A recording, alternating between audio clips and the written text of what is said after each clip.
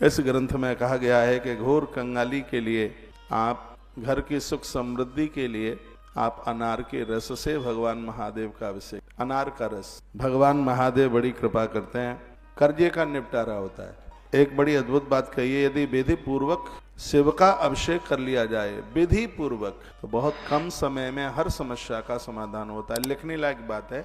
पहली बात आप सुनेंगे, पहली बार अनार के रस से भी भगवान शंकर का अभिषेक होता है। इससे आत्मबल बढ़ता है, आत्म ऊर्जा बढ़ती है। कमजोर दिल वाले लोग हैं, उनका दिल मजबूत होता है। पैसा पैसा तो मिलता ही है, तो अनार के रस से भगवान शिव का महाअभिषेक होता है। कथा बहुत सुनने के लायक है, मन लगेगा, बैठे रहिए। आम्र रस से श्री बढ़ती है, समृद्धि बढ़ती है। आम का रस, आम के रस। शंकर जी को 3 फल बहुत प्रिय हैं, लिख सके तो लिख लेना। एक का नाम है आम, एक का नाम है केला और एक का नाम है बेर। शिवरात्रि की तो पूजा ही पूरी नहीं होती बेर के बिना। ये 3 फल उनको अतिशय प्रिय हैं भोग लगाने के लिए। उनका आम्र, कदली और बेर, बदरी। आम्र, कदली और बदरी, बदरी बेर को कहते हैं।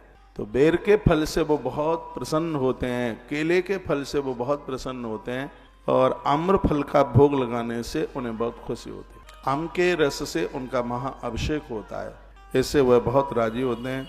कल भी मैंने निवेदन किया था कि जल का महाअभिषेक करने से घर के कलह दूर हो जाते हैं, झगड़े दूर हो जाते हैं। पानी से शंकर का अभिषेक करने से, जलधारा शिव, ये जितनी भी चीजें हैं महामृत्युंजय देवता की जटाओं से प्रकट हुई। शहद जो शंकर को, अभी आज की कथा में आप सुनेंगे, महामृत्युंजय देव की जटाओं से ये अभिषेक वाली जो चीजें हैं वो सब प्रकट हुई है। इसलिए भगवान शिव को अतिशय प्रिय है। इन चीजों से भगवान शिव का महारुद्राभिषेक कीजिए। और वह बात मैं आपके बीच में निवेदन कर रहा हूं। नंबर 1, अनार के रस से उनका अभिषेक कीजिए। नंबर 2, जल से भगवान शिव का महाअभिषेक कीजिए। 1 लोटा जल से भोलेनाथ बड़े प्रसन्न होते हैं।